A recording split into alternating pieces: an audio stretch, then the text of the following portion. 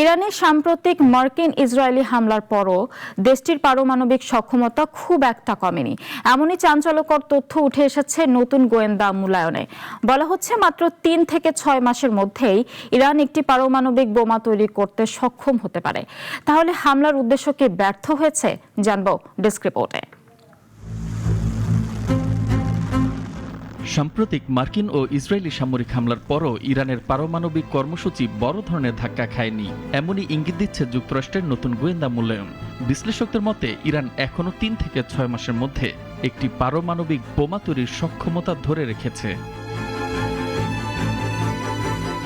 মূলত এই হামলাগুলোর উদ্দেশ্য ছিল ইরানকে পারমাণবিক অস্ত্র তৈরির পথ থেকে সরিয়ে দেয়া, কিন্তু বাস্তবতা বলছে সেই লক্ষ্য পুরোপুরি অর্জিত হয়নি। যদিও কিছু পারমাণবিক স্থাপনা ক্ষতিগ্রস্ত হয়েছে, তবুও গুরুত্বপূর্ণ উপাদান, বিশেষ করে উচ্চমাত্রায় সমৃদ্ধ ইউরেনিয়ামের মজুত এখনও অক্ষত রয়েছে বলে ধারণা করা হচ্ছে।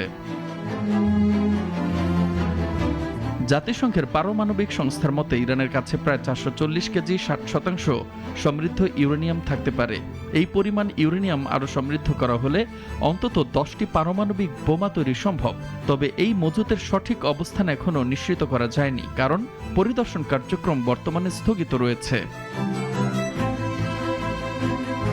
সাম্প্রতিক হামলাগুলোতে পারমাণবিক স্থাপনাগুলোকে প্রধান লক্ষ্যবস্তু করা হয়নি, বরং ইরানের সামরিক অবকাঠামো, নেতৃত্ব এবং প্রতিরক্ষা শিল্পকে বেশি টার্গেট করা হয়েছে। ফলে পারমাণবিক কর্মসূচির মূল অংশগুলো অনেকটাই অক্ষত রয়ে গেছে। এদিকে যুদ্ধবিরতির পরও উত্তেজনা কমেনি। হরমুজ প্রণালীতে জাহাজ চলাচলে বাধা দিয়ে ইরান বৈশ্বিক জ্বালানি বাজারেও প্রভাব ফেলছে। এতে বিশ্ব অর্থনীতিতে নতুন চাপ তৈরি হয়েছে।